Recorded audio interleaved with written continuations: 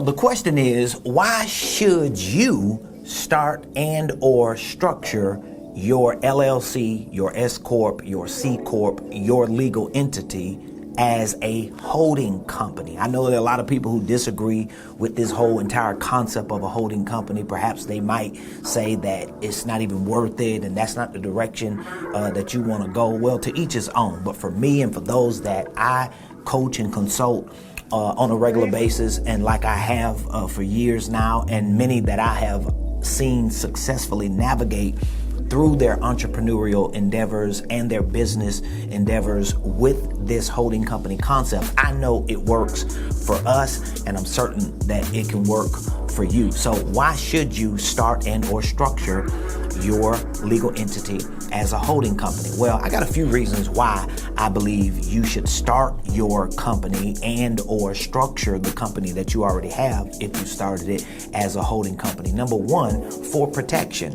A lot of times when people start and structure their legal entities as holding companies, it's first and foremost for protection. For example, when you start your holding company, it is your parent company. You're on the top of the mountain, the top of the business food chain with your holding company. Of course, you may have other entities, other products, other services, other ideas that you want to introduce to the market, whether it's a cleaning business, a landscaping business, a painting business. It could be an apparel business. It could be other products and services that you want to introduce to the market that you might not want to mesh all together in one entity. So what you do is you start and structure your entity as a holding company. Now that gives your main parent umbrella company the protection that it needs, so that whatever other entity that you start under it, it's going to operate as a separate entity, although it will be owned by the main entity. So number one, it would be protection.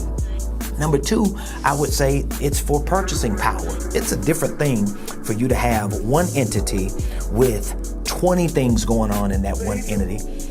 It's a different thing between having that and having one entity, but it owns 19 other entities, especially if the other 19 other entities or things that you're doing are actually generating revenue, because now you have one entity, which is the holding company, and it has a lot of protection, number one, but it also has a lot of purchasing power. Why? Because it owns the interests, if not all of the interests of 19 other companies. And so that's why I believe you should always start and or, if you've already started, structure your legal entity as a holding company. Now remember, before you go any further, I want you to subscribe. If you haven't subscribed, I want you to like, I want you to comment and give us some insight and feedback on what you want to hear more about when it comes to starting, structuring, and scaling your holding companies, whether it's a LLC, a S Corp, a C Corp, or whatever type of organization you have.